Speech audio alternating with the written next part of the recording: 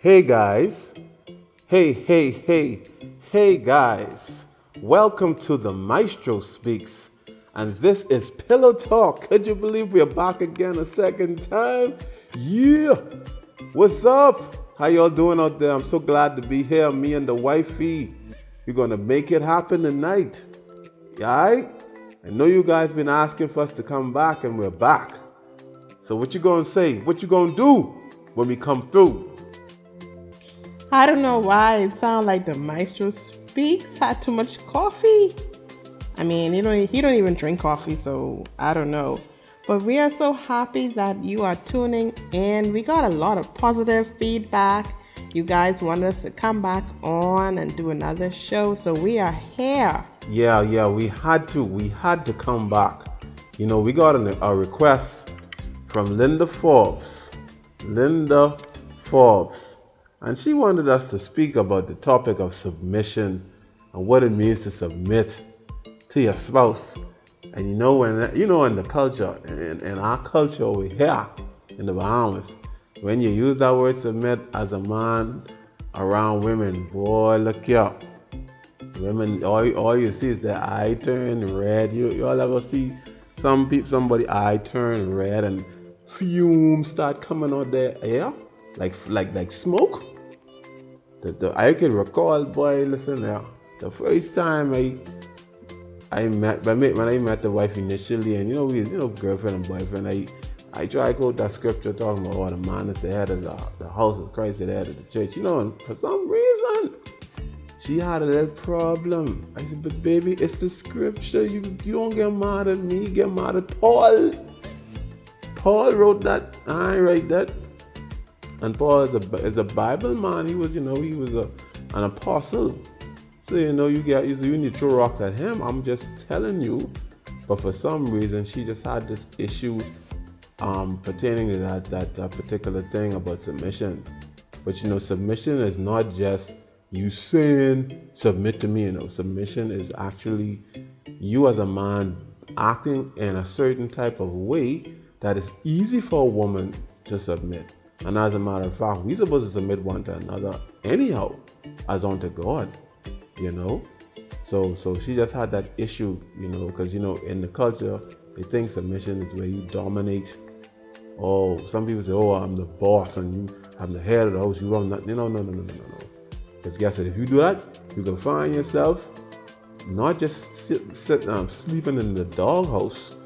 You're gonna be eating dog food. That's so funny. Well, to be honest, guys, I had a problem with that for true. Like when we would talk on the phone and he would bring up the submission thing, like automatically, like a red flag would go up for me. I'll start getting nervous because in my mind, that whole submission thing was pretty scary to me because I thought that the submission thing was, oh, the man telling me what to do, me not having any freedom, him having the last say, and I wasn't for that. And to be honest, I don't really think I had a good example of someone like a husband treating a wife in the right way so that she does submit. Because now when I think of submission, I think of cooperation. Like, I wish the Bible had said cooperation because, in fact, if you are submitting, I feel like you are cooperating with your husband. And so I think if he had said, oh, baby, we got to cooperate, you got to cooperate with me, I don't think I would have been getting so angry on the phone.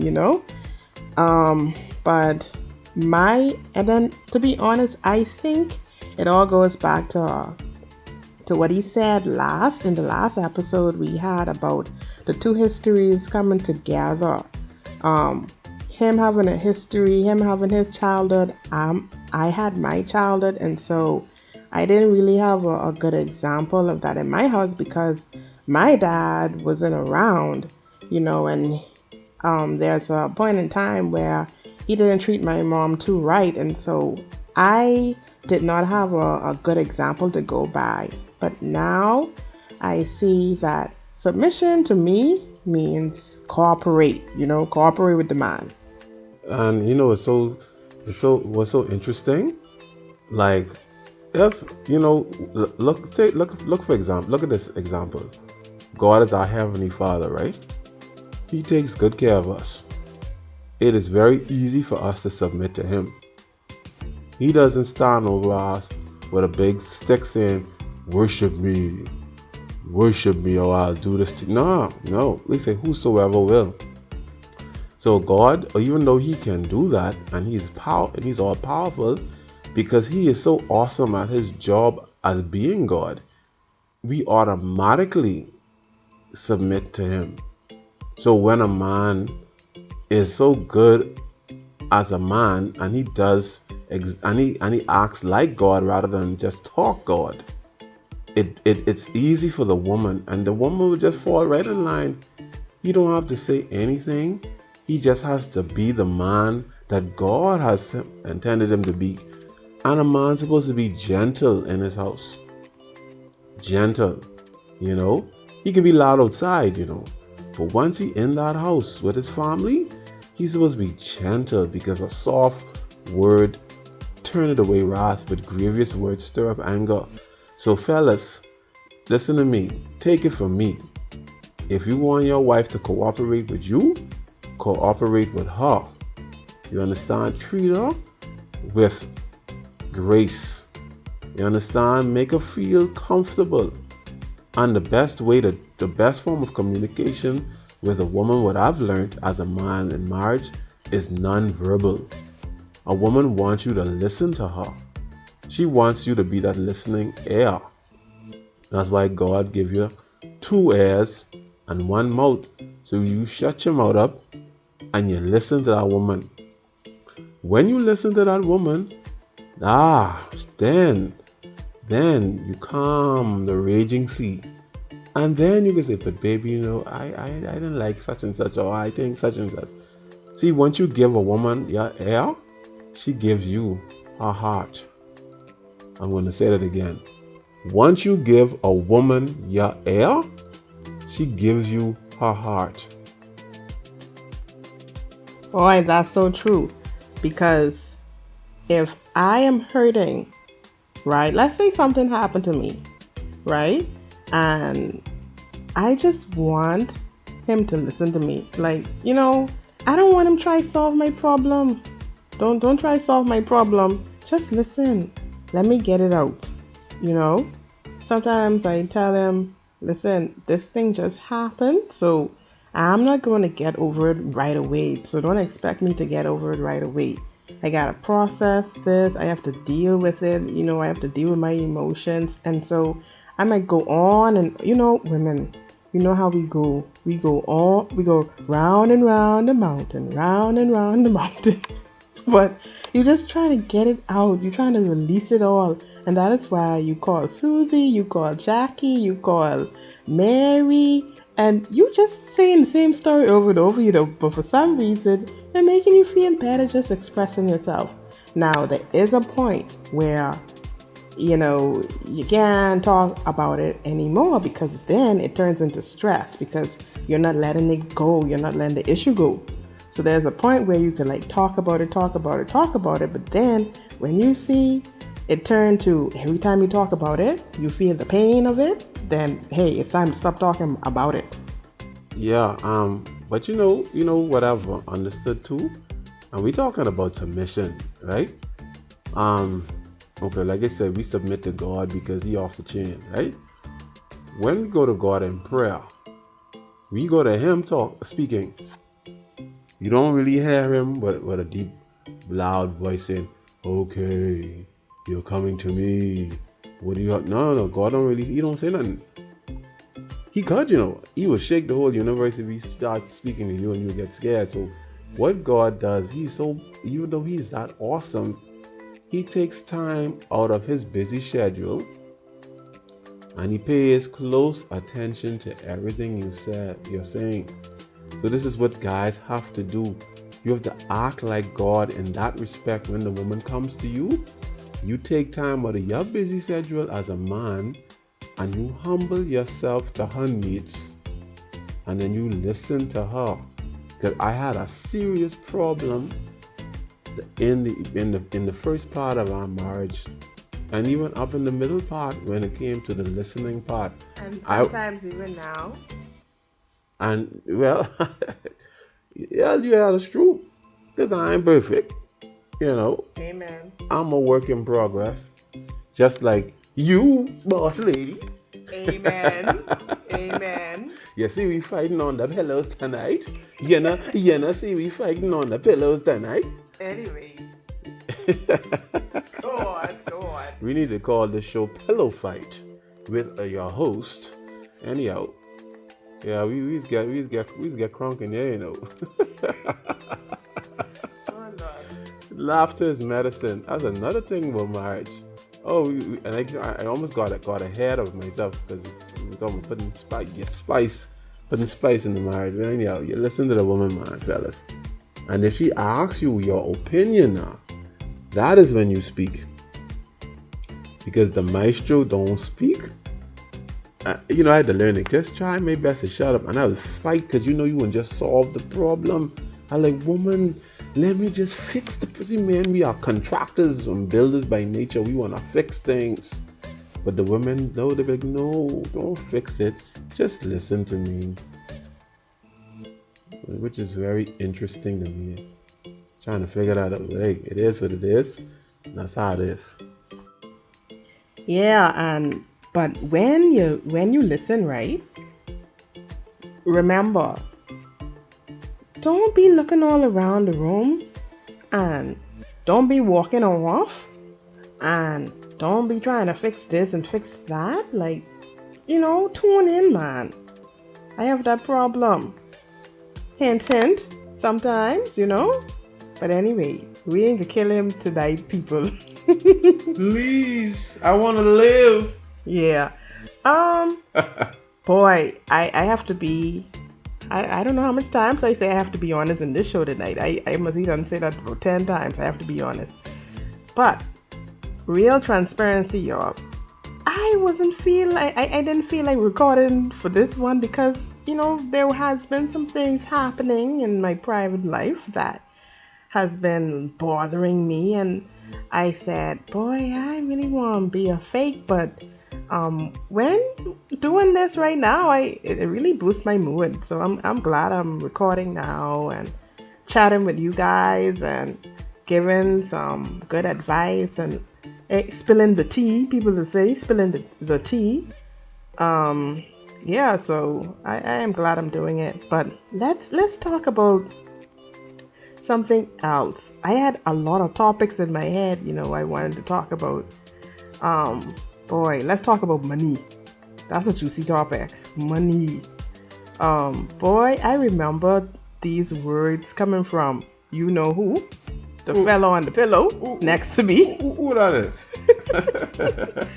I remember him saying that, what? My money is your money and your money is my money, or something like that. And for the life of me, I couldn't get with that program.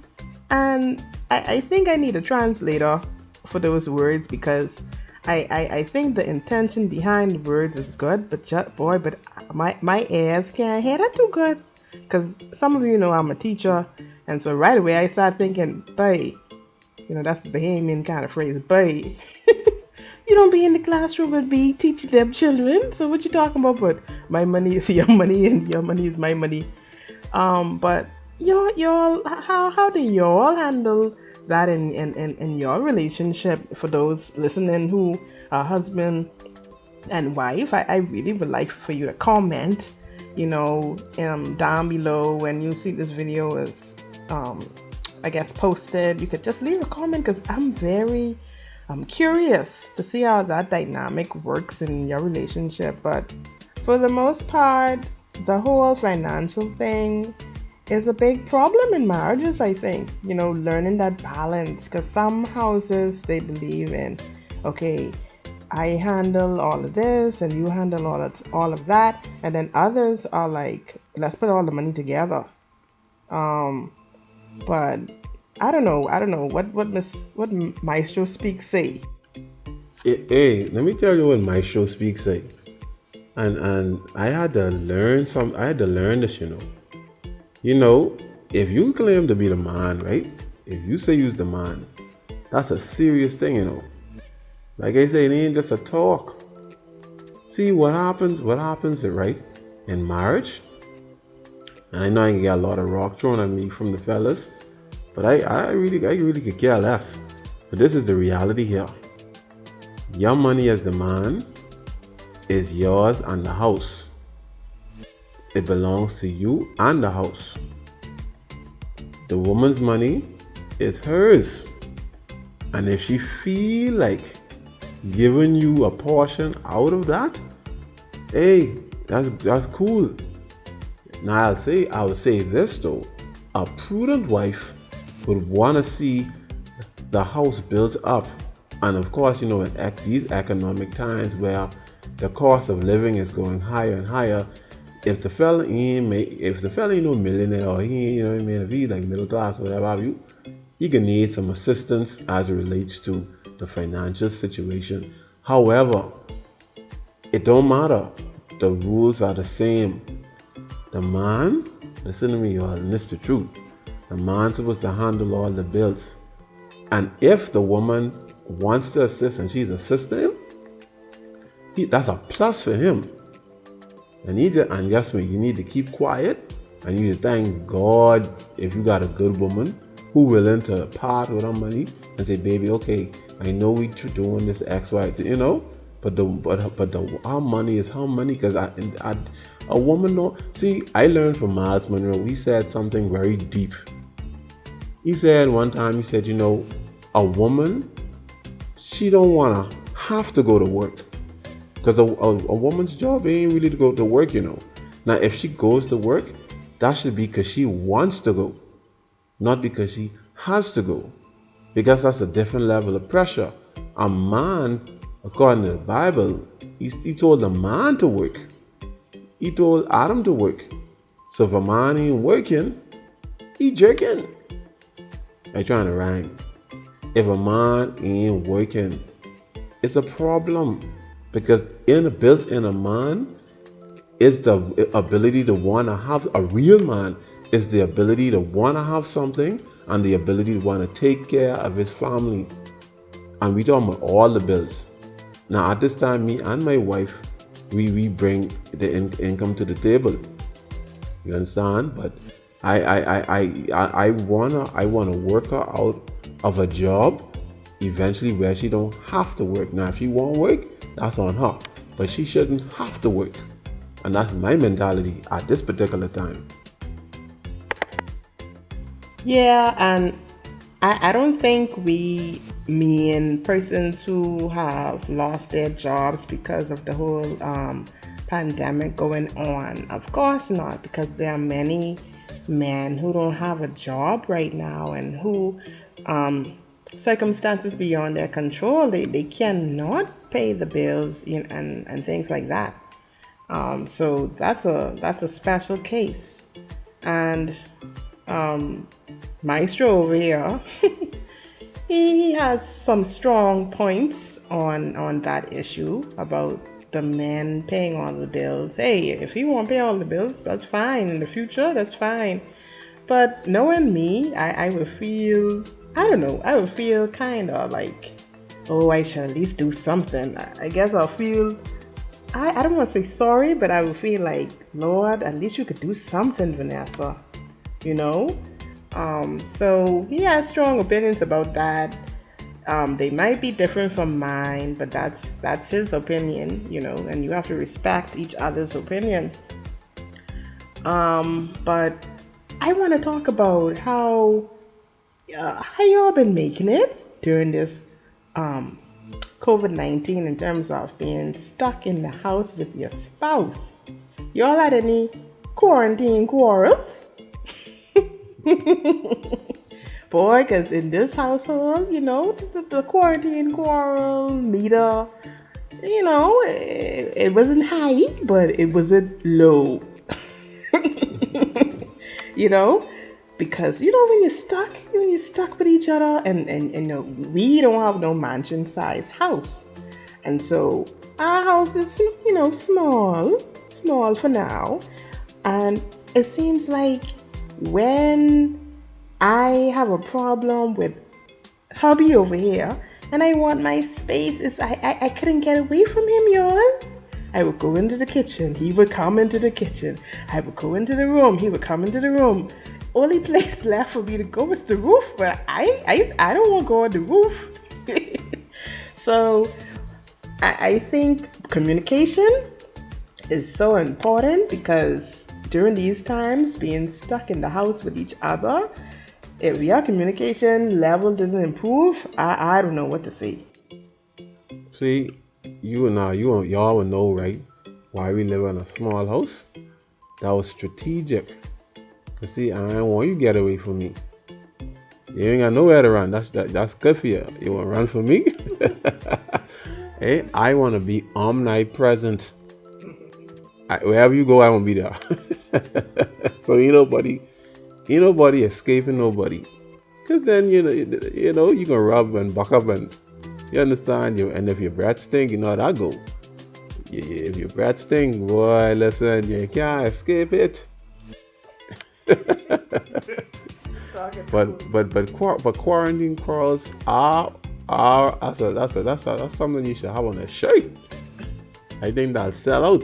Quarantine quarrels. Yeah, in here, we had our moments of disagreements, and we want to be politically correct. When you don't want no one touch up, don't even touch. Don't let your foot miss and touch the person in the bed. You roll over fast. Y'all see how I give her her time to speak, and she gonna talk when the maestro speaks. You see how this one go. Sometimes the maestro need to listen, y'all. We should change this channel name to the Maestro Listens. Anyway. Laughter is medicine. Yeah, you gotta laugh. Cause then, hey, if you during this quarantine time, it's a good thing that me and Vanessa don't hate each other though. Cause really and truly, I think somebody would have been dead.